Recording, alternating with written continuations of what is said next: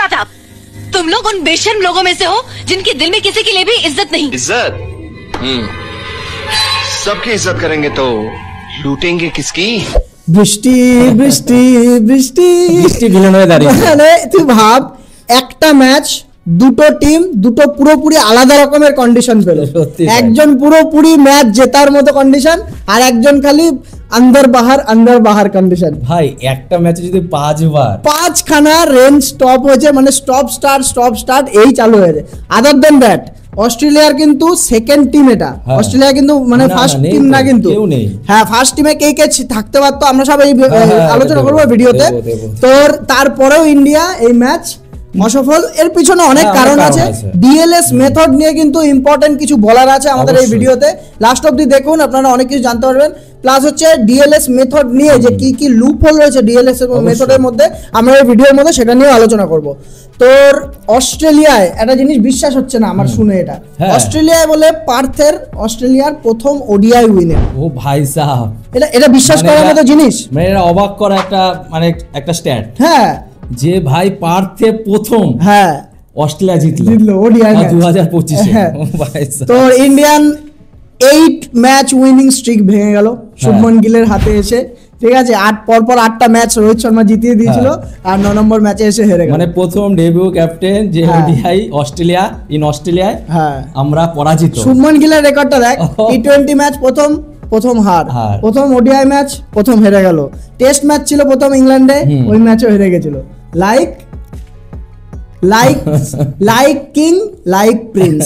বিরাট কোহলিরও সেই সময় তাই রেকর্ড ছিল যে প্রথম সবকটা ম্যাচ হেরেছে, শুভমন গিলের তার মানে কি হারনে वाले को হ্যাঁ হতেই পারে না, আমার কিছু নেই, এরকম ক্যারিয়ার হওয়ার বলা যায় না, এত সুন্দর গাইডেন্স পাবে ও, ঠিক আছে। যাই হোক আমরা ম্যাচের মধ্যে যদি আসি, আমরা ম্যাচে প্রথম যে জিনিসটা নোটিস করার সেটা হচ্ছে দুইজনের অস্ট্রেলিয়ান যে হেজেলউড আর স্টার্কের বোলিং। ও ভাই সাহেব অসাধারণ। 8 ওভার পর করলো আর 9 ওভার মতো করেছে দুইজনে মিলে, বল দেখা যাচ্ছে না। এই হচ্ছে পার্থের মাঠ। হ্যাঁ পার্থের মাঠ যার জন্য বলে। তার আগে আমি আরেকটা জিনিস বলতে চাই, টস কিন্তু এখানে সবথেকে বেশি ক্রুশাল ছিল, সবথেকে বেশি ক্রুশাল ছিল। কারণ রেকর্ডটা বল কোনটা? 16 বার। ও ভাই ওডিআইতে গত 16খানা হেরে আসছে এই নিয়ে, গত 15টা ছিল, এই ম্যাচে 16টা ওডিআই ম্যাচ পরপর টস হেরে আসছে। ভাই টসটা শিখতে হবে। কি করে পারবে এটা? এটা কার হাতে? এটা পুরোপুরি উপরওয়ালার হাতে। কি করবে আর এটা? এখানে কিছু করার নেই, ঠিক আছে। তবে এই ম্যাচে যদি ইন্ডিয়া যদি ফাস্ট বোলিং করতো এই ম্যাচ ইন্ডিয়ায় জিততো। যদি এই ম্যাচ যদি অস্ট্রেলিয়া ফাস্ট বোলিং করেছে এটা অস্ট্রেলিয়ারই জেতার ছিল। এমনিতেও ডিএলএস এ যে ফাস্ট বোলিং করে তার অ্যাডভান্টেজ বেশি থাকে, কারণ লাস্টে গিয়ে তার হাতে একটা চেজ করার মতো থাকে। আর ডিএলএস মানে সত্যি আমি খুব মানে কি বলবো, মানে ডিসঅ্যাপয়েন্ট হয়েছে ডিএলএস মেথডে। এরকম ধরনের ভাবা দরকার, মেন কথা হচ্ছে ভাবা তো দরকারই। আর এমনিতেও ছেলে পেলে তোর যে ম্যাচের কথা যেটা বলছিলাম, দুজনে তো বল করছেই। আমাদের রোকো আজকে ফেল করে গেছে দুজনেই, পর সব উইকেট। আমি এখানে উইকেটের ব্যাপারে কিছু বলছি না, ঠিক আছে। যেহেতু একটা আমরা প্রথম স্ট্র্যাটেজিকে 50 ওভার খেলবো, হ্যাঁ ঠিক আছে, ওই হিসাবে খেলা শুরু করেছিল, ঠিক আছে। বিরাট কোহলি, রোহিত শর্মা তো আনপ্লেয়েবল ডেলিভারিতে আউট হয়েছে। রোহিত শর্মার বলটা খুবই ভালো ছিল, কিন্তু বিরাট কোহলিটা কি বলবো, 7 বল ডট বাইরে। এটাই কি প্রেসার ছিল যে 0 রান 7 বল পর ডট খাওয়ার পরে? তারপরে যে বাইরের বল, সেই বাইরের বল আবার অস্ট্রেলিয়া, আবার বিজিটি, সেই বিজিটি আবার বাইরের বল আবার মেরে সেম ভাবে আউট হলো, একদম সেম ভাবে। এটা একটু মোটা এজ লেগেছিল এই যা। তো তারপরে যদি গিল আসি, গিলের নাম গিল তো গিলের আনলাকি আউট ছিল। শ্রেয়াস আয়ার কি খেলতে এসেছিল আজকে? এটা কি কোনো টেম্পারমেন্ট ছিল? মনে হচ্ছিল না। হ্যাঁ আমরা সিরিয়াসলি আমার শ্রেয়াস আয়ারকে দেখে মনে হচ্ছিল না যে মন থেকে খেলছে, পুরোপুরি ক্যাজুয়াল অ্যাপ্রোচ। শ্রেয়াস আয়ারকে দেখলে মনে হয় ক্যাজুয়াল খেলেও, ঠিক আছে, কিন্তু আজকে তাও ওর একটু অন্যরকমই লাগলো। আর হচ্ছে পুরোপুরি এক্সপোজ হয়ে গেছে বাউন্সের সামনে, পার্থের বাউন্সের সামনে, এখানে কিছু করার নেই। আর এখানে আমি ইন্ডিয়ান ব্যাটসম্যানদের পুরোপুরি দোষ দেবও না, কারণ হচ্ছে তুমি যখন এরকম একটা জায়গায় আসছো যেইখানে তুমি আউট পুরোপুরি একদম দেশের বাইরে সেনা কান্ট্রিজ গুলোতে বিশেষ করে ওইখানে গিয়ে মিনিমাম 7 দিনের একটা প্র্যাকটিস আর একটা দুটো প্র্যাকটিস ম্যাচ অবশ্যই দরকার। ওয়েস্ট ইন্ডিজের ট্যুর হয়ে 3 দিন আমরা প্র্যাকটিস অস্ট্রেলিয়াতে এসছে, অস্ট্রেলিয়াতে এসে 3 দিন পেয়েছে মাত্র প্র্যাকটিস করার। তাহলে সেই সময়টা একটা মিনিমাম একটা প্র্যাকটিস ম্যাচ খেলা উচিত। ভারতের পিচ থেকে একদম দিল্লির পিচ থেকে পুরোপুরি, কারণ যদি আরো ডিটেইলসে আমরা যাই ভিতরে ঢুকলে অনেক কিছু, ইন্ডিয়া যেটা 8 মিটারে 7 মিটারে বল করা শেখায়, সেই বলটাই পারতে গেলে ওটা 5-6 মিটারে করতে হবে, তাহলে সমান বাউন্স, এরকম অনেক টেকনিক্যাল ব্যাপার আছে, আমরা টেকনিক্যাল বিষয়ে বেশি যাব না। তারপরে আসলো বৃষ্টি, পর মানে আমি বিরক্তি ধরে গেছে আমার সিরিয়াল। আমি কেন, যারা ধর স্টেডিয়ামে ছিল হ্যাঁ তাদের ভাবতো তাদের কেমন লাগে, 5 বার বৃষ্টি হয়েছে টোটাল, এই নামছে একবার বৃষ্টি হচ্ছে, খেলা হচ্ছে, আবার বৃষ্টি হবে, আবার বল। যখন ছিল 10 ওভার কি 11 ওভারে 37 রান 4 উইকেট, ঠিক আছে, সেটা মানা যায় যে একটা সিচুয়েশন এসছে, কিন্তু তারপরেও যদি কেএল রাহুলের আমি ব্যাটিং ধরি, যেটা বৃষ্টির পর যে 2 ঘন্টা বৃষ্টির একটা স্টপ হয়েছিল, তারপরে কিন্তু ভালো রানিং, হ্যাঁ কেএল রাহুল আর অক্ষর প্যাটেল শুরু করেছিল, আবার তারপরে বৃষ্টি, আবার তাহলে এবারে তো মোমেন্টাম যাবে না, কমতে কমতে 26 ওভারে গিয়ে ম্যাচটা চলে আসে। 26 ওভারে ম্যাচ হয়ে যায়, 7 ওভার বাকি ছিল, 7-8 ওভার এরকম বাকি ছিল, ওইখানে আর কি বা করে নেবে, এত বড় গ্রাউন্ড, ঠিক আছে, তারপর আর কিছু করার থাকে নাকি, তাই যে তো অস্ট্রেলিয়ানরাও চালাক আছে, যেই দেখলো যে 7-8 ওভার বাকি, টি20 বোলিং শুরু করে দিয়েছে, বল কাটার মারছে, স্লোয়ার মারছে, আর ওরা তো টি20 স্পেশালিস্ট, এমনি তো নেশন এলিস যারা ছিল, যার জন্য দেখ না তোর মিচেল স্টার্ক আর হেজেলউডকে পর 7 ওভার কিন্তু ওরা করে দিয়ে গেছে, জানে যে বৃষ্টি আসবে, ঠিক আছে, এরপর আর ওভার আমরা পাবো না, এই হচ্ছে অস্ট্রেলিয়ান মেন্টালিটি, ঠিক আছে, এই। আর আমার গৌতম গম্ভীর রোবটের বাচ্চা সব, তো আমার গৌতম গম্ভীরের কিছু কিছু পাকনামে না খুব আমার বিরক্তি লাগে। কি বলতো, নীতিশ কুমার রেড্ডি যেই জায়গাটা নামার কথা, কেন ওয়াশিংটন সুন্দরকে নামাবি, কেন নামাবি? 5 ওভার হাতে আছে আমার, 21 ওভারের মাথায় নামিয়েছে, তোর অক্ষর প্যাটেল আউট হলো, তাহলে নীতিশ কুমার রেড্ডি একমাত্র প্লেয়ার আছে, যে একমাত্র প্লেয়ার না, মানে ওয়াশিংটন সুন্দরের থেকে বেশি পাওয়ার আছে, যে মাঠটাকে ক্লিয়ার করতে পারবে, যেহেতু পার্থ কিন্তু এর আগেও কিন্তু টেস্টে ডেবিউ হয়েছে, আরে নীতিশ কুমার রেড্ডিরও দুজনে একদম সেরা ডেবিউ পেয়েছে, একদম দুইখানে সেরা ডেবিউ। টেস্টের সময় তোর রোহিত শর্মার হাত থেকে ক্যাপ নিয়েছে পার্থের মাঠেই, আবার তোর ইয়েতেও ওয়ানডের সময় বিরাট কোহলি হাত থেকে নিল, আজকে না সরি টেস্টে বিরাট কোহলি, আর ওডিআইতে রোহিত শর্মার হাত থেকে ক্যাপ নিল।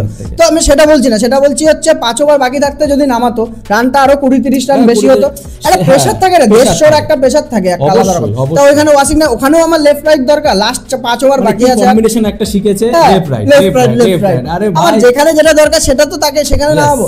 আর আমি এখানে মনে করি অক্ষর প্যাটেলের আগে 5 নম্বরে কেএল রাহুলকে খেলানো উচিত, আমি মনে করি ও গেম টাইম পেলে এইখানটায় আরো বড় ইনিংস খেলে যেতে পারতো, অবশ্যই গেম টাইমই তো পাচ্ছে না না, আবার তোর 136-এ গুটিয়ে গেছে, স্বাভাবিক ব্যাপার।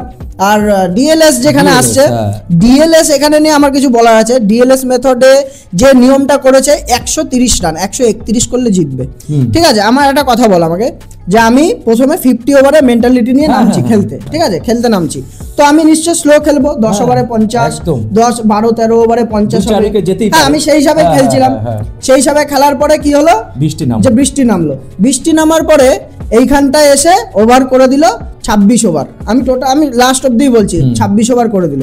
তাহলে যে আমরা খেলেছি ওইখানে যে স্লো খেলেছি ওইটাকে কনসিডার করে, প্লাস সব থেকে যেটা অস্ট্রেলিয়া অ্যাডভান্টেজ পেয়েছে সেটা হচ্ছে দুইজনে 15 ওভারের মধ্যে 11 ওভার ওদের দুটো বেস্ট বোলার বল করতে পেরেছে। ওটাই তো, ওরা চালাকি করে জানে যে বৃষ্টি নামবে, ওভার কাটবে। হ্যাঁ, ডিএলএসটা বেশিরভাগ ওভার কাটা হয় কিসে বলতো, ইন্ডিয়ার 9 উইকেট পড়ে গেছে, এর জন্য রান কমিয়ে দিলাম। কিন্তু তার মানে কি, তার মানে একটা কথা বোঝা যায় যে প্রথম ব্যাট করবে তার পুরো বাস, তার বাস তো অবশ্যই, তার কোনো দাম নেই। আর এতে তুই দেখ না, হেজেলউড 7 ওভার বল করেছে, আর কেউ 7 ওভার বল করতে পারবে না, এটা কোন ধরনের এটা জাজমেন্ট, এটা মানে ইয়ে করা, তাহলে এই জিনিসগুলোকে কনসিডার করা উচিত, এটা ভাবা দরকার। হ্যাঁ, এটা তো ভাবা দরকারই, মানে সব সময় প্রথম যে ব্যাটিং করবে সে স্ট্রাগল করবে, ডিএলএস মেথড, ডিএলএস নিয়ম যদি। হ্যাঁ, তো আর অস্ট্রেলিয়ার ব্যাটিং তো ওরা কনভিন্সিং ভাবে জিতে গেছে পুরোপুরি, ঠিক আছে। ওই প্রথমে এসে আর্শদীপ সিং একটা উইকেট পেয়েছে, আর কে অর্শদীপ সিং পেয়েছে, আর হচ্ছে তোর ওয়াশিংটন সুন্দর পেয়েছে, আর অক্ষর প্যাটেল পেয়েছে। হ্যাঁ, তবে অক্ষর প্যাটেল যে উইকেটটা নিয়েছে ওটা কিন্তু আমার খুব ভালো লেগেছে, যে প্ল্যানিং করে সবকটা বল ভিতরে ভিতরে, পুরো অফ সাইডের একটাও ডিপে ফিল্ডার দেয়নি, পুরোপুরি মারতে গেছে। আর হচ্ছে তোর অফ সাইডে ডিপে ফিল্ডার নেই, লেগ সাইডে ডিপে ফিল্ডার, আর বল সব ব্লক হলে বল করছে, এই জিনিসটা আমার খুব ভালো লেগেছে। আর মোহাম্মদ সিরাজের ইটা বল, ক্যাচ তো হয়নি, সেভ হয়েছে, 6 সেভ করেছে। তুই দেখ, তাও আমি যদি অস্ট্রেলিয়া টিমটার কথা একটুখানি বলি, অস্ট্রেলিয়া টিমে কিন্তু কেউ নেই, শুধু মানে ইয়ে ছাড়া তো টেবেস হেড আর হচ্ছে মিচেল মার্শাল। তুই একটা জিনিস দেখ, মিডল অর্ডারে ওদের যে মিডল অর্ডার ছিল, Maxwell retired, Smith retired, Stoinis retired, Pat Cummins খেলছে না, তোর অ্যাডাম জ্যাম্পা খেলছে না, অ্যালেক্স ক্যারি খেলছে না, জশ ইংলিশ খেলছে না, ক্যামেরন গ্রিন খেলছে না। তাহলে ভাব, তাহলে এর পরেও এই টিমের সঙ্গে যদি এর পরের ম্যাচগুলো হেরে যায়, এর থেকে লজ্জার বিষয় কিন্তু আর হবে না। যদি ফাইট ব্যাক না করে তাহলে আমার মনে হচ্ছে কোথায় ওডিআই কে নিয়ে একটু ভাবা দরকার। ठीक है, अभी हमें सोचना ही है कि हम अपने आप को बेगुनाह साबित कैसे करेंगे। कैसे? अबे वही तो सोचना है। অবশ্যই ভাবা দরকার যে আমার ওডিআইতে স্পেশালিস্ট কেএল রাহুলের মতো প্লেয়ার চাই আমার। 2027 কিন্তু আমাদের ইন্ডিয়ায় না, এটা হচ্ছে সেই বাউন্সি পিচেই সাউথ আফ্রিকা। হ্যাঁ বাউন্সি পিচ না, সাউথ আফ্রিকা আছে বাউন্সি পিচ, কিন্তু ওয়েস্ট ইন্ডিজ আর নামিবিয়া এগুলোতেও তো আছে না। কিন্তু আমার এখানে দরকার কেএল রাহুলের মতো প্লেয়ার যারা দায়িত্ব নিয়ে ম্যাচ বার করতে পারবে। আর আজকে হর্ষিত রানার বোলিং নিয়ে কিছু বলার আছে তো, জামাইবাবুর বোলিং নিয়ে না, ভালো বল করছিল, কিন্তু ও কেমন প্লেয়ার বলতো, যেদিনকে চলবে তো সেদিনকে চলে যাবে, আর যেদিনকে চলবে না তো প্রচুর মার খায়। এটা হচ্ছে এর জন্য তো বললাম যে গম্ভীর ভাই স্যার একটুখানি দেখুন টিমটার প্রতি। আর আজকে কুলদীপ যাদবকে খেলায়নি, যেটা আমি ভাবছিলাম আজকে খেলাবে। তুই এটা দেখলি ওদের কিন্তু বাহাতি যে স্পিনারটা কোনে ম্যান স্পেশালিস্ট স্পিনার, হ্যাঁ 2টো উইকেট পেয়েছে কিন্তু। আর এইখানে মেন দরকার হচ্ছে উইকেট টেকার। মোহাম্মদ সিরাজ চলে যাচ্ছে ওপেনিং বোলিং করে, আশিদীপ চলে যাচ্ছে, তারপরে একটা উইকেট টেকার দেখা হবে। নেই তাহলে এখানে আমাকে একটা ব্যাটসম্যান স্যাক্রিফাইস করে হলেও নিতে হবে কুলদীপ যাদবকে। এটা ভাবা দরকার। হ্যাঁ এটা ভাবা দরকার। আর অ্যাডিলেডের মাঠ আছে, অ্যাডিলেডের নেক্সট খেলা যে অ্যাডিলেডের মাঠে মানে অ্যাডিলেড ওভালে আর কি, ওইখানে কিন্তু রান 225 30 250 এর বেশি কিন্তু হয় না। আর স্পিন থাকতে ওখানে কাজে লাগবে স্পিন থাকলে। ইন্ডিয়ান টিমের যে কুলদীপ যাদবকে আমরা খেলাবো, একটা ব্যাটসম্যান কম খেলুক, আর টস যেত টস না জিতলে কিচ্ছু হবে না। ডু অর ডাই ম্যাচ হতে, হ্যাঁ ডু অর ডাই ম্যাচ হতে চলেছে। হার গয়া তো সিরিজ, হার গয়া তো ঘর গয়া, সোজা কথা। টি20 নিয়ে আমার টেনশন নেই। আরে টি20 ঠিক আছে, টি20 ফরম্যাটে আসো মারো, ঠিক আছে। ওডিআই ফরম্যাট লং ফরম্যাট ভেবে চিন্তে অনেক কিছু স্ট্র্যাটেজি করে করতে হবে। তাই হোক, বিরাট কোহলি আর রোহিত শর্মাকে নিয়ে হেড করার কিছু নেই, কারণ এটা একটা ম্যাচ, কোনো ব্যাপার না। এগুলো সবাই ফ্লপ করে গেছে ম্যাচের মধ্যে। আর রোহিত কোহলি যদি খেলে দেয় বা ওরা যদি দায়িত্ব নিয়ে নেয়, এর পরের ম্যাচ নিয়েও আমার কোনো টেনশন নেই তার জন্য। আর 50 ওভার খেলতে হবে, মোট কথা হচ্ছে।